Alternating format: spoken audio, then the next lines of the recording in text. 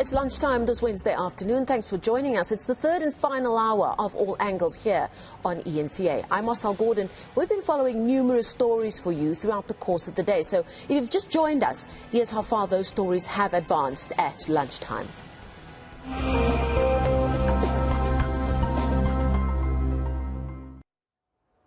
Now, our reporters Aviwe, Mtila, Silindelo, Masikane and Moloto are on the ground for us, keeping an eye on those all-important stories, and they join us now live. We start with Aviwe. Now, parents at a Soweto school are raising concerns about the collapsing infrastructure at the school. What can you tell us on that? Well, Marcelle, it's an issue that they raised on the 19th of July already when schools were opening for the third term. In fact, they shut down Job Ratebe Junior Secondary School in Orlando, Eastern Soweto, saying that the principal was AWOL, hadn't been at the school since March 2021. So they wanted the head of the principal to roll. But not only that, they actually wanted the infrastructure woes of the school to be tackled. The toilets are disgusting. The roofs are collapsing, windows broken, just some of the woes that they painted. And in fact, we went back today to have a look on the developments there. It was sad to find out that it's still a similar state, if not exactly the same, Marcelle, after we understand 1.9 million rand had been spent. We saw the receipts ourselves that detail the work that had actually been done. But if you see what it equates to the ground, you'd be quite shocked. In fact, I want you to take a listen to a bite as we went inside the girls' toilet. Remember that there are only 2 toilets there for those 941 learners, one of them for the boys. This is the girls' toilet and the state that it's in. Let's take a listen to the Member of Parliament there, Dr. Ntombi Khumalo. If you look in the toilets, in the cubicles, there aren't even waste bins.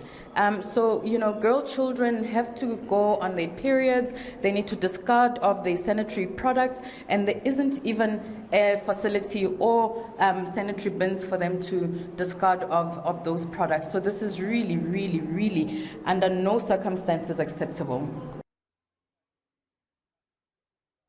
Now, as the ANC gears towards its national elective conference, some party members are hoping that delegates will raise the issue of the step-aside rule. Now, one of those hopefuls, Bongani Bongo, who is directly affected by the rule, he's told us more, hasn't he? Moloko. Well, indeed, Marcelle, Bongani Bongo, the ANC Member of Parliament and member of the National Executive Committee, today appeared at the Mbombela Commercial Crimes Court over an allegation that he was implicated in those 2 land deals that were awarded while he was still head of legal services at the Mpumalanga Department of Human Settlement. Those 2 deals cost the government over 74 million rand, and the state alleges that the prices were hugely inflated. So he's now been charged together with about 17 others. This include even his brother Sipho Bongo and his ex-wife Sanele Nkosi, and the former head of department, his name is Boy Dube. And the state argues that the Bongo's ex-wife was actually paid 1 million rand by the company or the law firm that had been appointed at the recommendation of Bongo when he was still with the department, and there is no justification for that 1 million rand. And 2 luxurious cars were bought using companies that benefited from those particular transactions, and those cars were registered in the name of Sipho Bongo, but they were used by Bongani Bongo. Of course, Bongo, when he was speaking to us outside court after the matter was postponed to next year, June, for trial, he says this trial is simply politically inspired by those who don't want him to return as a leader of the ANC, and we would recall, is on step aside after he was charged. So he's saying he believes the conference should actually discuss this and try to sort it out. And he did tell us that he supports Zweli Mkhize to become ANC president. Let's listen to him. Hold the view that the issue of step aside is unfair, it's unconstitutional. The ANC can't have a law for ANC members and have the law for the country. So the law of the country says every accused is innocent until he is proven guilty. So the law of the step aside is actually saying everyone is guilty until he goes to court to prove himself, which is not consistent and is not with the spirit of the Constitution of the Republic. So I think delegates at conference must raise this matter sharply and be able to deal with it in a manner that does not affect the rights of individuals. Now, from the Nelspruit Magistrates Court to the Pretoria High Court, where Silindelo Matlala is standing by for us. Now, Sli, the close friend of the late Senzo Mahiwa, Tumelo Matlala, back on the stand all of today so far, being grilled on how much Netflix paid him for the late Mahiwa's pictures, among other things. Bring us up to speed.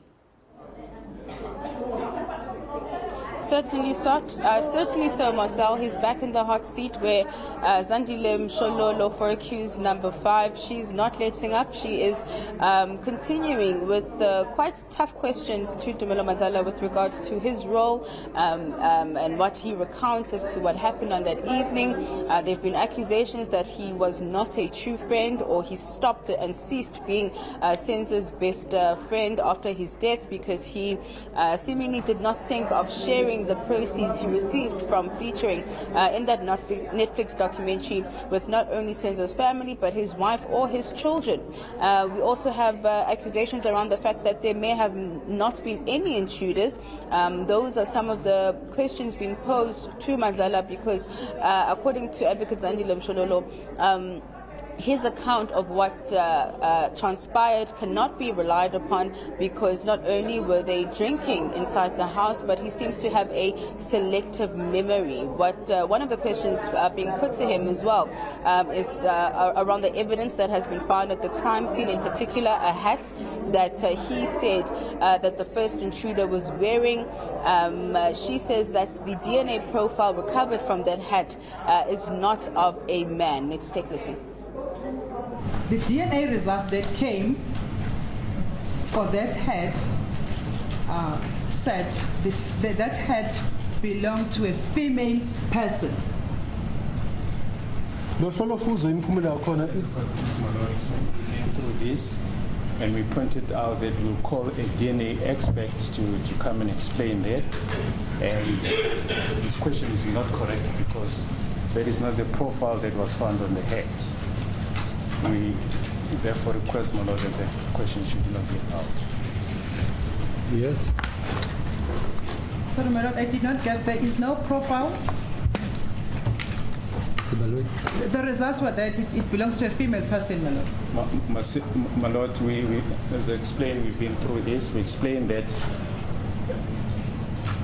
the question that is being put, that there was a profile of a female person, is not correct. Well, those are eNCA reporters at this hour. Silindelo Masikane in Pretoria, Aviwe Mtila here in Johannesburg, and Moloto in Mbombela. Now that they've brought you up to speed on those leading stories at this hour, we'll return with more of the day's top stories. Stay with us here on All Angles.